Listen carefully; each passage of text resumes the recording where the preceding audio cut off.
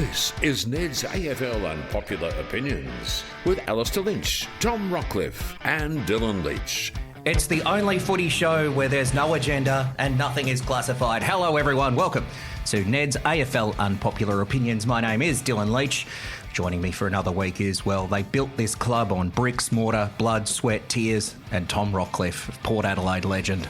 Yes, Port Adelaide legend, now premiership coach as well. Yep, premiership coach, yeah, yes. congratulations. Down at Iona, school footy. Really? So, they've been competing pretty well over the last couple of years. Lee Harding's in charge of the program down there, but there's a few people saying I'm the difference, Lynchy. So you just gave him a tweak. Went down there and, I was very lucky. The boys, great group of kids down there at Iona, very respectful, played really well. And Who'd then they beat? We tied with St Laurie's because we had a couple of washouts because of the cyclone, so there's no grand final. We won by 102 points in our last game. Wow. A few of the boys, Bolton, Gunner and Gibbsy, they had a few happy meals after the game. We're trying to get me to have a couple of happy meals with them, but you've passed that. I said I don't put that stuff in my temple, Lynchy. But 16, 17, 18-year-olds, they did an outstanding job. And this is in the Brisbane School League for those of you playing at home. Yeah. So tell us how many games do you play? Because this has been an issue in Queensland footy. Has been an issue how many you play. We play 7, so it is a bit tricky. That's not a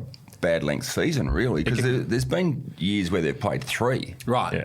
So it is growing. It's certainly growing. And so Josh Dunkley coaches one of the teams. He coaches St Laurie's and Luke Hodges down there. Dane Zorko's out at Padua. Ryan Lester's at Villa. What about the soft cap? So, I mean, there's some... Well, speaking of soft cap, I'm in negotiations at the moment to sign an Alastair Lynch type contract down at Iona. So the little footy factory down at Iona. Get amongst it. So first Geelong Falcons footy factory, now it's Iona. Now it is Iona. So he's pretty healthy in southeast Queensland with these sorts of results. With this taste of coaching, obviously your finance business is going well. Yeah. Is there actually any ambitions of actually putting your toe in the water? In all seriousness. I don't think I would do senior level or go into an AFL club, but I got the fire in the belly. There was a couple of games. Oh, really? Yeah, so one game we played Padua, we were down comfortably. Sorry, we're a bit off track here. No, that's okay. We were down. The bus rocked up. We were supposed to start. They had 10 minutes to get ready, the boys. We'd 4 goals down, lose our best player. Benny Lillico goes down, couple of boys sick. Come back, have this amazing win, kick a goal pretty much on the siren to win the game. The fire in my belly was back. How good. I think when you coach, and I always said when you become a senior coach, they all change. And I can sort of understand it because you just want to see them do well. Yeah. You see the time and effort they put in. So that's what I got. And then there was a game against Villa where I got a bit fired up. Had a few words with the water boy. Was it the Oppo water boy? Yeah. Oh, really? Yeah. Well, he was on-field coaching, wasn't he? He was out there saying a couple of things, and me and Lee Hardy might have just said a couple of things to him to move on. But he was 12. School spirit. He was a man. He was 12. And to the left of Tom Rockliff, we have that rascally little Rum'un from Tasmania. Right. My left, I should say. The left of Tom Rockliff. No, well, right. It depends what's going. Yeah, sorry, my left. They're looking. That's it. How well am I going this morning? Rascally little Rum'un from Tasmania.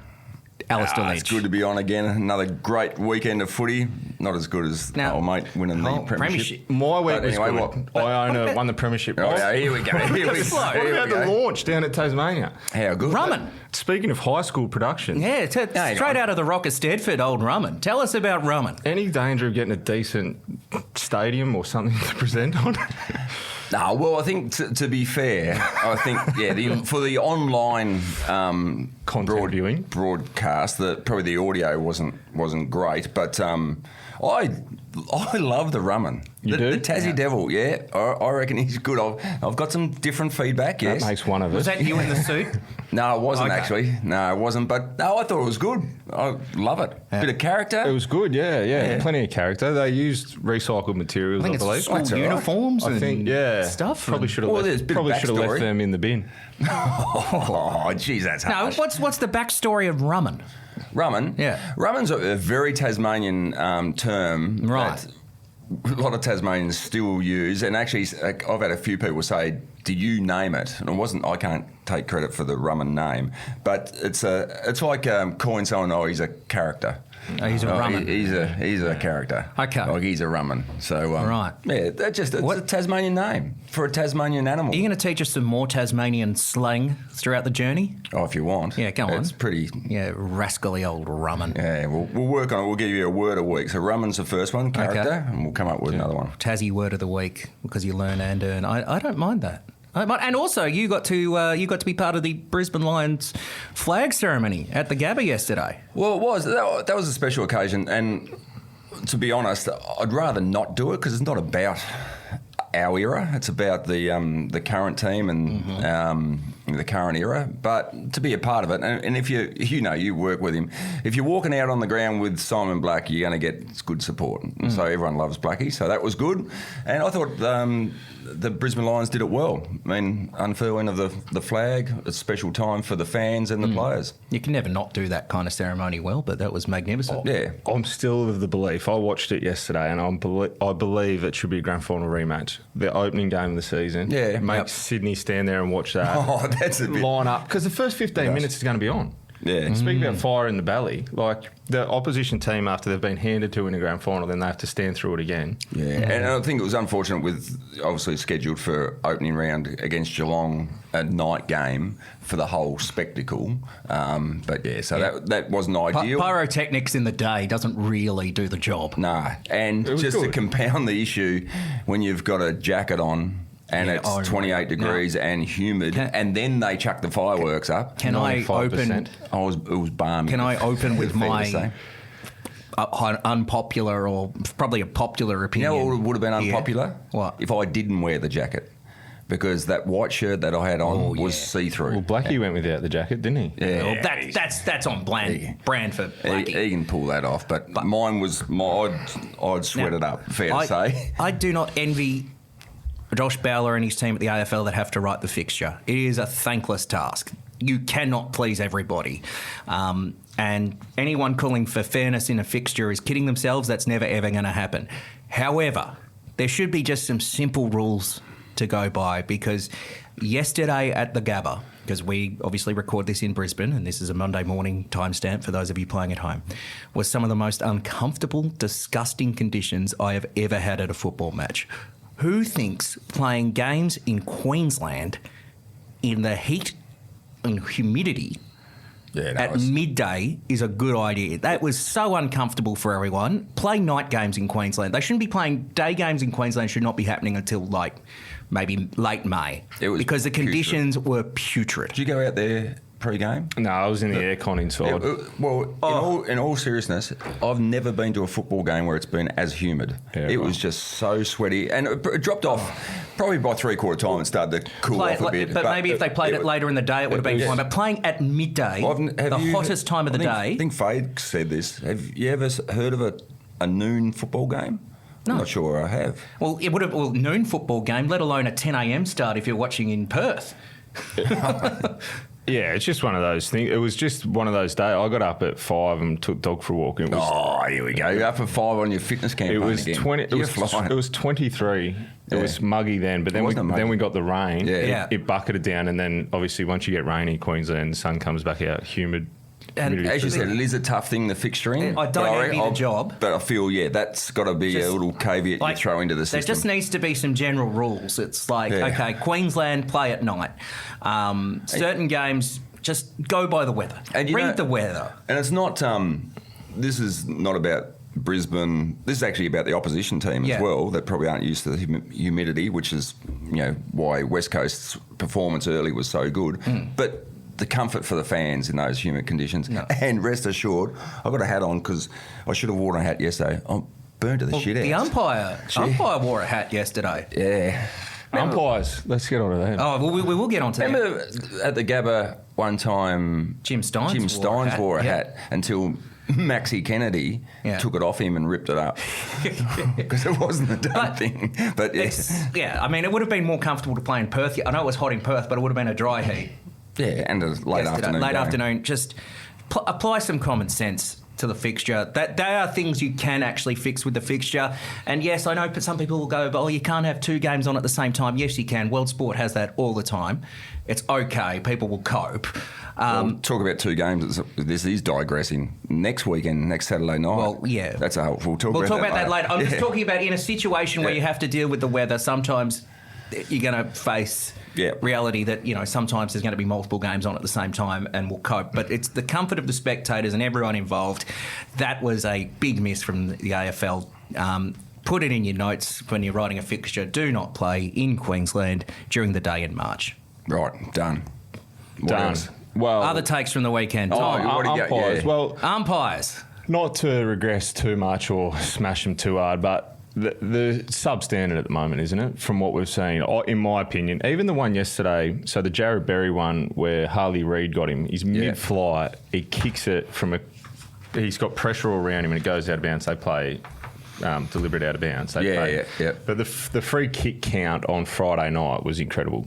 Oh, that was ridiculous. So you have a 5-1 count in the Bulldogs' favour, and then for the rest of the game, I think it's 4-31 in Collingwood's favour. There's a couple that Dacos falls over the line, and that one's been spoken about, but clearly deliberate out of bounds. He falls over the line, and then you have a defender coming across to intercept the play, keeps it in front of him, and gets done for deliberate. That costs him a goal. So I think we need some clarity, or the umpires need to come out, or the AFL, and just say, we got this wrong. They're not going to, because they never have been wrong in the history. But I think it takes away from a couple of great games on the weekend. We don't want games to be affected by umpiring decisions. And I think we even seen it yesterday in the Brisbane West Coast game. I thought West Coast were pretty hard done by a couple of times. 50-metre penalties that resulted in Lions goals. Yeah, I think it was each way. Yeah. Both teams had a bit of a bad run with the umpires at different stages. Can I ask you too, when you were playing, could you always tell you were on the bad side of the umpires? Because I don't know if you count the free kicks or anything, but fans can always get a vibe that the umps have it. I've got a story for you yesterday. So Matty Nichols, who is an umpire who wore the hat yesterday. Yeah. Would have been 2011, I reckon. 2011-12. Must have been 2012. And I seen him on the way in. I said, "This is our fixture, isn't it, Matty?" We pulled up at the same time in the car park, and he started pissing himself laughing because he goes, "Yeah, this is the one," because it's Brisbane versus West Coast. And I may have regressed in that game and called him a cheat. Oh, no. And he paid 3 free kicks in about 5 minutes against me. And we went on to win the game but we went on international rules, and he said, Lee Montagna asked him, we were standing in New York at a bar, and he goes, who's the worst that's ever sprayed you? He goes, actually, that bloke over there, and pointed to me. So I think you can tell. To answer your question, you can tell when you feel like you're getting a bad rub of the green, and I certainly felt that day. Actually, you got a positive rub of the green because you were also there at the moment because it was played on front bar last week. Remind me when, was it Razor Ray went to, was it Sean Grigg and said, "Now, we don't talk like that," and that was a free kick to you from memory. No, I think he balled it up. Oh, okay. Yeah, against Richmond. But you were in that play from memory. Yeah, I think I had the footy. But yeah, I think you can certainly tell, can't you? Oh, you do. And playing fullback for Fitzroy, you felt like every decision was against you, even if your opponent took a chest mark. Well, did you not? You played in the worst umpiring decision ever made, which was that Rod Jamison. If you ever look at the vision there. That's the last. I reckon the last 5 minutes of that game. Yeah. We were home. Fitzroy were home. Oh, no. He was in the rack, and the decisions were going against us. I've watched that vision. It makes me angry. The thing with yesterday as well, you have them mic'd up as well. We do in Triple M as well. Yeah. And there was one play where the snap got kicked around. One umpire called play on, one paid the mark. So the West Coast player knocked him over and got a 50-metre penalty against. It should have been just a ball up. You can't have umpires making different decisions. So a bit of clarity around that for me. Yeah, no, it is a tough gig, and so Brisbane Lions supporters for most of the day felt hard done by. So far we've whacked the fixtures and the umpires, two of arguably the worst gigs in football. I've got one more after Lynchy. Lynchy. Oh, well, the umpires used to give you, in the 80s, before they were mic'd up, They'd give you a spray back. You'd give them a spray and they'd give you both barrels back. So it was actually good. But then you'd have a beer with them after the game. I better just say, you can't say that to umpires at any level, what I said. And you can't do coach, it anymore. Schoolboy coach. Looked after me. And to clarify, I just want that on the record. Words of wisdom from schoolboy premiership coach Tom Rockliff. And to clarify, was the Waterboy 13 or 12? He was 37 or 8 or 50. The Waterman. Yeah. Right, what are we doing? Have you got an unpopular? I've got one. If you want. No, you go. Well, I think, speak of pressure on coaches, this may be unpopular or popular. I think Simon Goodwin's in trouble. Interesting. I think with the list they've had over the years, they probably should have won more than the one that they've won. Yep. You speak about their midfield group, how elite they are. There's been question marks over their culture for 3 or 4 years now. Yep. To get shown up by a North Melbourne team the way they did yesterday, North were impressive. There's something seriously wrong with that footy club. And normally the fish rots at the head, as they say. They've defended their culture for a number of years now. There's something that stinks there, in my opinion. Yeah, no, they have had a tough couple of years. The Clayton Oliver management, just Petrarca wants to get out. Yeah, and that's not good if you've got a couple of iconic names in your club over the recent history talking about getting out, wanting to get out. So, no, I agree. It's a lot of pressure on. Well, there's been not a great start to the year. There's been a change of president and CEO at Melbourne. So, yeah, maybe things come in threes. Maybe there's one more. Well, it just feels like that something needs to change. And in my opinion, that they were one of the best teams for probably a 2 or 3 year period. And I know how hard they are to win. It's hard to win games of footy in AFL, but to win premierships, it feels like they've underperformed for a period of time. But full credit to North Melbourne, by the way, yesterday. I think if you're a Kangaroos fan, how good that would have been, by the way. It's been a long time since they've had a big win like that. And they were sensational yesterday too. Yeah, and that's where, and probably my opinion, older players matter. Like Luke Parker coming in. Yep. Jack Darling celebrating game 300. North Melbourne legend. Yeah, but it's not about winning premierships for them. It's for almost laying the foundations for premierships and developing other players. Caleb Daniel playing a role. They've had their success at the highest level, and that's where I think even you look at the West Coast Eagles. And their performance, especially early, some of their older players standing up. Tim Kelly had been battered all week about his performance over the pre-season, but for him to come out and have a really strong first quarter or first half and just lay the foundations for the younger players. Actually, yesterday I thought Liam Baker was pretty good. Baker was outstanding in that first half. Yeah, went to Dunkley go to him, I reckon, in the second half. Yeah, and I then reckon he had to go did. to half back. Where Dunkley, and that's the respect. Speaking to Chris Fagan pre-game, they've got to put time into Harley Reid as well. So Dunkley was at stoppages. We've seen that in the past, and he's done some great jobs where he'll go and stand next to a Harley Reid or a Rao. He's done some good jobs on, but then he'd go off and get the ball himself. But that's the respect they have for Harley Reid. But I reckon, older players absolutely matter, and it's not just about wins and losses, but how good for those young North Melbourne players to be able to turn things around and also reinforce. Tristan Sherry. Don't waste high picks on Ruckman. No. Just get these guys that are at their second or third clubs, just experienced campaigners. They do take time. And what's your view on Ruckman again? Anyone over 200 centimetres should just do the basic, probably do the tap work and that's it. don't receive it. Harris Andrews. Well, 204. Yeah, he's a good intercept mark. Yeah. I'll give him that. But there was one yesterday, I think Ashcroft played on handball to McInerney. You just don't do it. Oh, no, you don't do that. They shouldn't actually. You're probably right. Tape their hands up. Once so just knock it over. But you're right about the older players, and we've seen from past experiences when veterans go to another club for the last couple of years, they sort of have this sort of on-field coach role as well. You look at teams that have done it successfully. Yeah. West Coast, when Sam Mitchell went over there, Luke Hodge came to Brisbane. Mm-hmm. They do it well. Luke Parker can hopefully be that story for North Melbourne to get him up the ladder. Jack Darling. The other one, Dill, what's your counter at for Essendon? Because they can add probably another 600 days before they play finals. Well, we should get to the 1,000-day milestone with Essendon. So that'll tick over, what, 8,000? Yeah, 8, absolutely. 8,000 days, yeah. They're so far off it. They are off it. It's It'll be 21 years this year. 21 years since Essendon won a final this year. Put a line through that. It's going to be at least 21, maybe 22. Oh, I'll get to 25. We'll get to a quarter century at the rate this is going. That's where your list management over a long period of time. There's it's so hard to have a quick fix. I mean, your list management, who you bring in, and it's not just who you bring in, it's the composition of who you bring in. To balance up your list is so important. If you don't get that right, it'll be a legacy piece the wrong way. Yeah.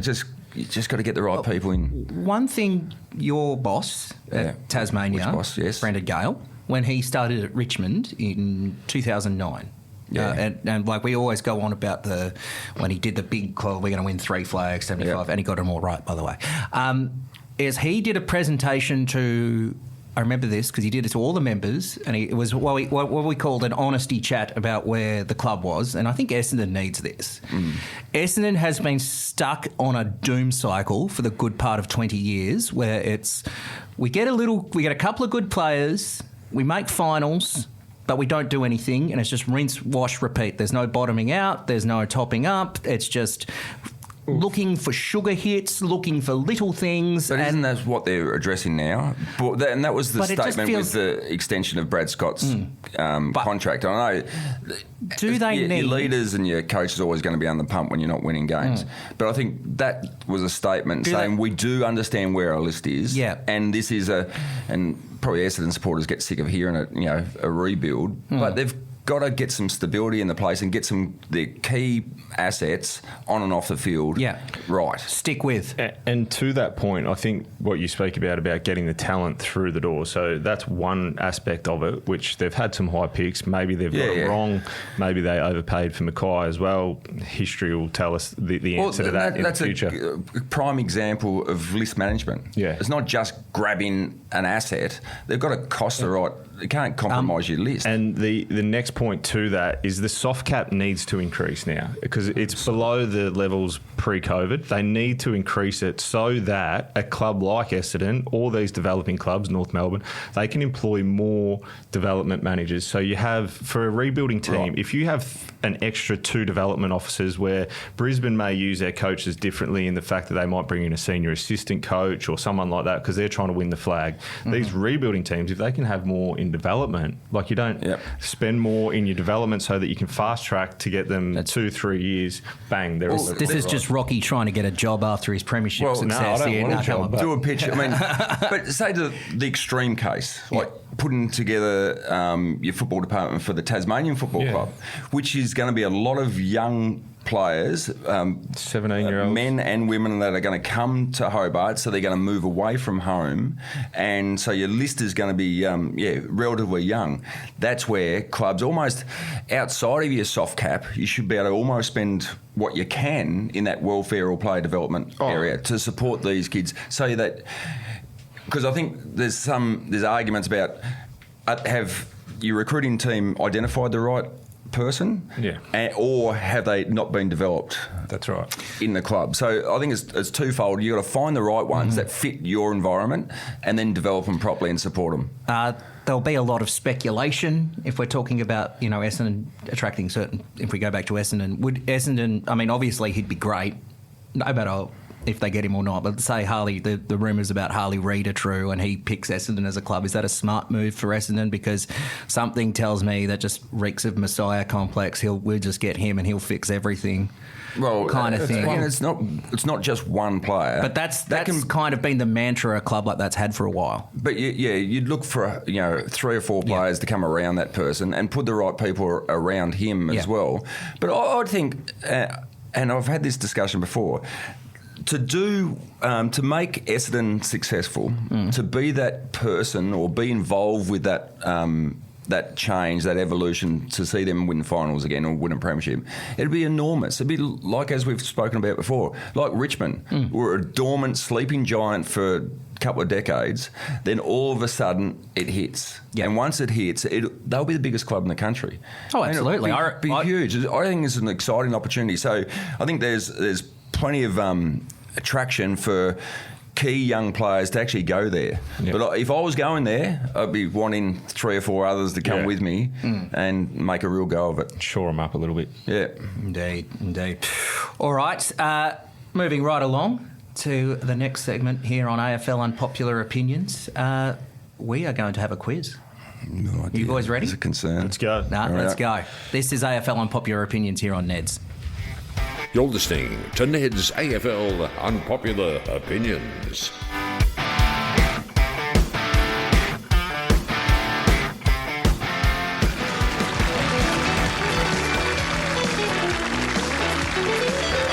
You are listening to Ned's AFL Unpopular Opinions, and boys, we are doing something a little different this week. We're going to do a quiz because I've just realised this year marks 25 years of football at Marvel Stadium, a quarter century of footy at Marvel. How about that? Goes quick, doesn't it? Goes quick, just feels like it opened the other day. But our friends at the Rugby League show do a bit of a quiz, and that goes well. So I thought, why don't we test Rocky and Lynchy's This concerns me. My memory's fading rapidly. I think it will go all right. So we'll do 10 questions. Your buzzers will be your name. So if you just want to chime in, you go Rocky or Lynchy, and away you go. Okay. So 25 years of football at Marvel Stadium is our theme. It's 25 Marvel-ous years. Let's see what I did there. Okay. Question 1. Name the 2 teams that played in the first ever game at the venue. Rocky. I'll have a guess. I'm just going to say North and Essendon. No. Do you want a clue? Well, I'll have a go. Have a go. Bulldogs and North. No. It was, I'll give you the answer, it was Essendon and Port Adelaide who were playing there this Thursday Do I night. get half a point? Why? One, right? Nah, pig's ass. Nah. You got it wrong. Essendon? You got it wrong. Essendon North. Nah, Okay. Wrong's wrong. Who kicked the first ever goal at the venue? Rocky, Matthew Lloyd. No, it was Michael Long. Oh, really? Michael Long kicked the first. Would you have got that? Nah. All right, Lynchy, you played in this game. Who kicked the first goal under the lid at Docklands? I'll give you a clue. Do you always want a clue? Or Is it a teammate of his or not? It wasn't a Lion. Oh, Lynchy. who did you play there? We played the Bulldogs. Correct. Let's go Brad Johnson. I'll have a guess.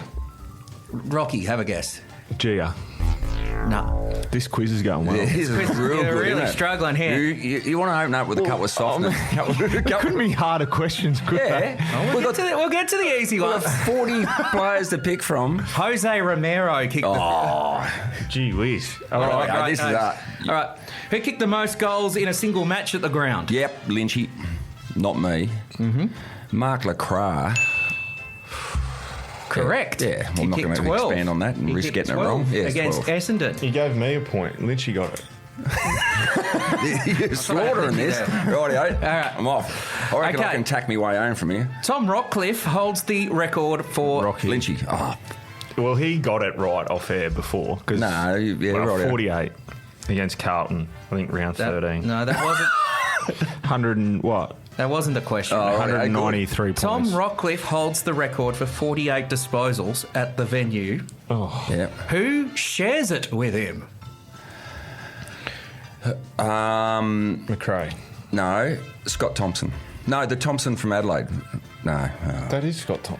Oh. No. Was there two, who's the other Thompson? Was it North Melbourne? No. I'm going to say like a Tom Mitchell or someone like that. You held the record to yourself for 1 week. Patrick Dangerfield equalled it a week later. Ah, Oh, right. right, yeah. There you go. There you go. Jeez, this is tough questions. Which player currently holds the record for the most games played and most goals kicked at the Lynchy. ground? Have to be go Nick Rewalt. Correct. Well done. That was So Nick Rewalt, 184 games for 452 goals at the ground. Okay, time for a Price is Right question. Score check. Score check. Lynchy 2, Just checking. How many questions have we had? 10. So we're up to question 7. Are we having any good ones? Yeah, you'll like this one. Lower or higher? This is a chance for This me is to a get a chance. This is like a Price is Right stuff. Oh, yeah. Alastair Lynch. Wait, so if we go over, we're out. No. Until you get Price is Right. So I go higher, lower, until you get it. Until someone gets it. So it's just like the Price is Right. Oh, yeah. Lower or higher? Lynchy. Guess the Alastair Lynch. Alastair Lynch kicked between 30 and 40 goals at the venue in his career. Tom, first guess. 34. Higher. Lynchy. 39. Lower. 36. Higher. 38. Lower. 37. Correct, Tom. Well done. And your biggest goal, your biggest haul of goals, Lynchy, at the venue was 7 against the Tigers. How many games did he play there? He played 15 games for 7 wins and 8 losses. No, not really. Not playing full. 2.5. 2.5 a game. That's not bad. And also, five of those come in one quarter. They did. Yeah. Your career's got a full spectrum because you played at the suburban grounds and the Docklands. Yes. Under the lid as well. Okay. Question 8. It'd be interesting because you're the most international player who played them on the most grounds. Anyway, look at that later. I think it's Homshi, I think. Yeah. So he played for the Giants, Port Adelaide. Yeah, I think so. Yeah, right. So he played at a lot of venues. Yep. Okay. Certainly not Scott Pendlebury. No, Let's put it that Scott way. Pendlebury. That's a good point. But yes, I can claim the like the Windy Hills, Moorabbin and Vic Park and all those. You famously said you hated the Western Oval, and much to EJ's disgust. Oh yeah, no, that was you and Don Scott hate the place. I don't think I said. Did I hate it? I don't reckon I said I hate it. I think you did. But geez, I was petrified.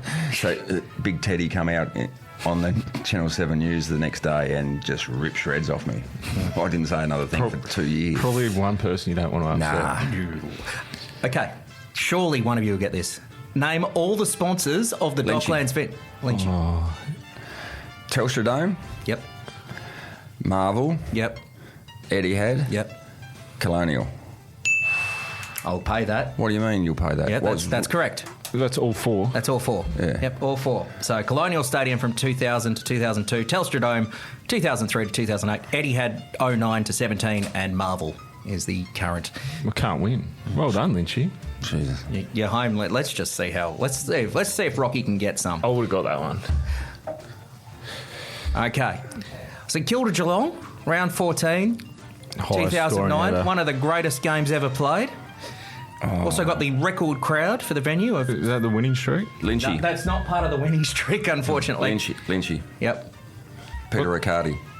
What's the question? No, it's just you're about to. It's a who am I? Is he out then? Is he out? You're out of this. So this is for you to. So it's not Peter You're Riccardi. out. So is it 5, 4, 3, 2, 1 then? So I can win? Yep. Don't change the question. No, now. not changing the question. I'll just continue. Lynchy, you're out. It's not Peter Riccardi. You got 5 questions. St Kilda, Peter Riccardi was long retired by then. Round 14, 2009. 2009. Who took the mark and kicked the sealer to win the match for his respective team? It was Geelong, wasn't it? I think Geelong won. St Kilda won. There's a charity question here for Rocky. For 5 I points. was feeling... Was it number 1? One of the best games ever played. Yeah, it was high scoring. They were both undefeated, weren't they? They were both I remember the undefeated, game. yeah. St Kilda fell in. I can't remember who kicked it. Let's go... Oh, you'd have to go, yeah. You'd have to go like Fraser or someone, wouldn't you? But I'm probably not going to go him. He was retired by then. I have the feeling out process. But no, I might maybe go him. Hamill or someone like that. Or maybe... 2009. It's not included in the winning streak DVD. Let's go 2009. Someone random like Graham or someone. It'd be Milne, wouldn't it? It was Michael Gardner. There you go. Wouldn't have got that. There you go. All right, and last question. Which Victorian club has played the least amount of games at Docklands? Collingwood. Your mob. Nope. Just not let us your keep mob. going. It's not. It's Melbourne.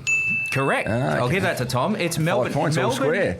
Melbourne have played 73 games at the venue, and in fact, Adelaide, West Coast, Freo, and Brisbane have played there more than Melbourne has. I think Melbourne's got the worst record there, don't they? I think they would, yeah, at the moment. I have a feeling they've lost like a shit ton there, but yeah. Yeah. So there you go. The Marvel. So congratulations, Lynchy. You've won. Thank you. Lynchy, That's a surprise. Probably put that quiz in the bin. In a thriller, Lynchy, you've won a all expenses paid trip thanks to our friends at Ansett. So you'll be flying Ansett Airlines to any destination you want. Or a burns treatment from standing in the sun all day yesterday. Correct. Awesome aloe vera. Yeah. So thanks for playing. No worries. And just Favourite memory of Marvel Stadium before we go? winning the toss in the first game under the roof. That's a good claim. Which end did you kick to? No idea. And Rock, 48 disposals. Yeah. Winning the premiership. Oh, NAB Cup. Oh, he did too. The last NAB one. Cup Who'd you premiership. beat? That could have been a question. Yeah, it could have. That was actually going to be the tiebreaker question. But Carlton. Who won the Michael Tuck medal? Richie. Oh, did he? how'd you go that day? No, I think I was okay. Yeah, you won a flag. How many? No, I don't think. No, I think Won it. that was in the still I was playing forward. still reigning premiership player in the NAB Cup. Yep, the last one. Yeah. Yeah, no. There you go. Marvel quiz. Good work, boys. Right on, Dill. Yeah, just tweak a few Put it in things. the bin with the mascot.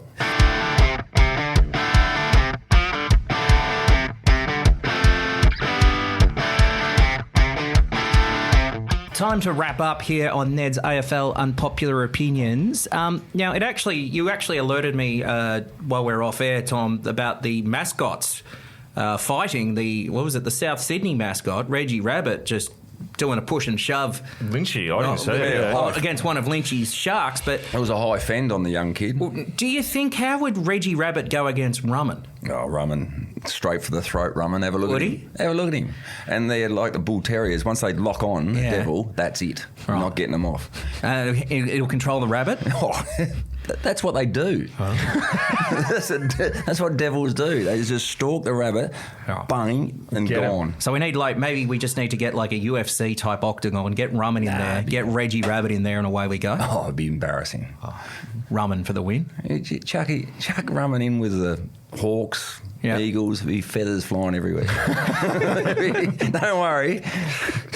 And he might even, not that it happens a lot, rarely seen, but he might spin like the Warner Brothers version. Ooh. Oh, you got a few years to work on that. I want to see Rum'un do that. Round one, Tassie's first ever game, Rum'un's doing that. We'll just see him with the rabbit to start with, see how that goes. There you go. So Rum'un versus the rabbit. You will get that on pay-per-view mascot cage fights.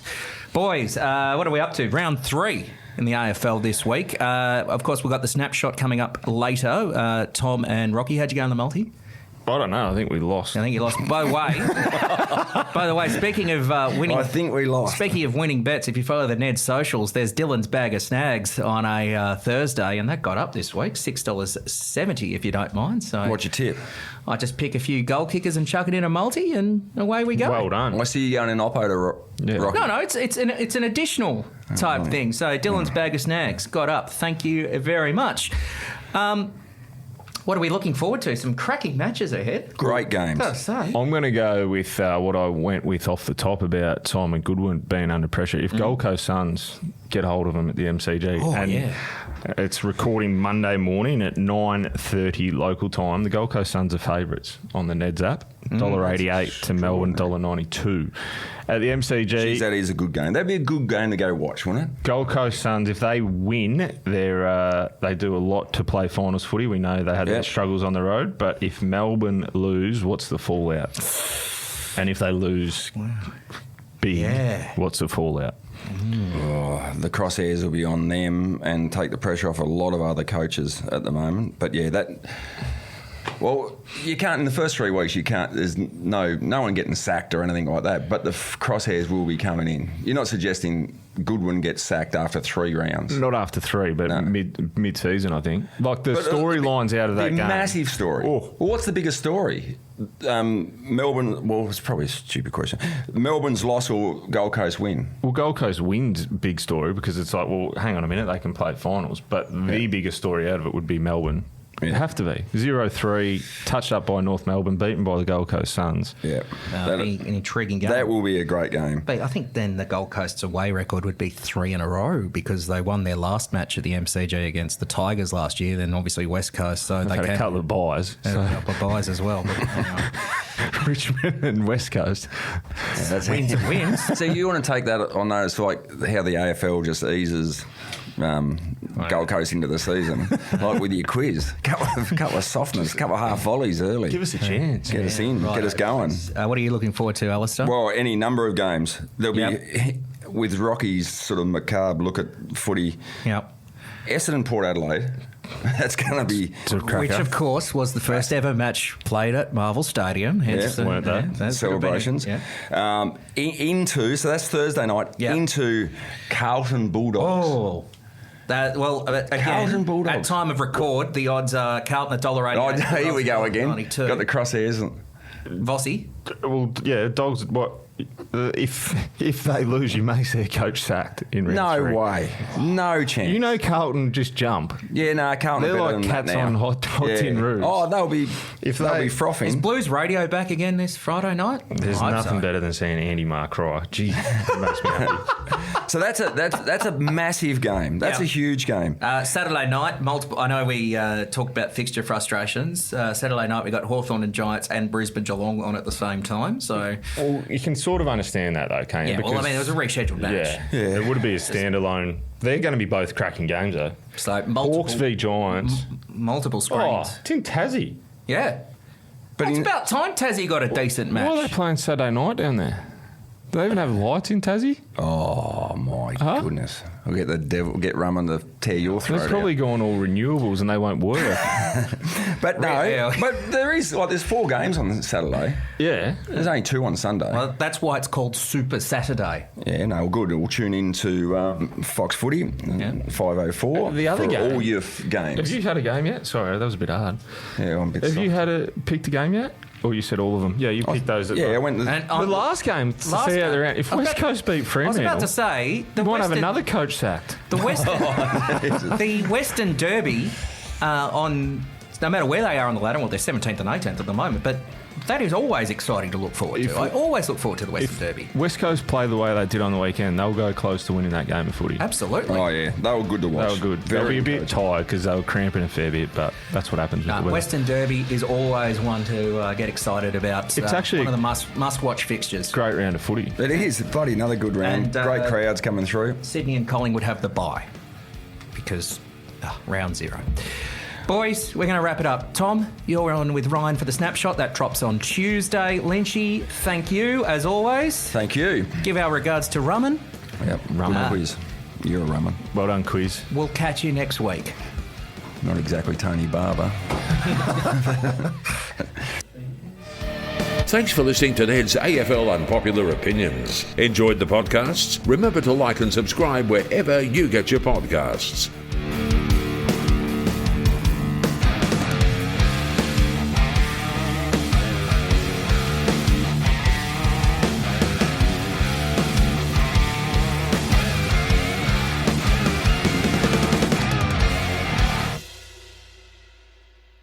Chances are you're about to lose. For free and confidential support, visit gamblinghelponline.org.au.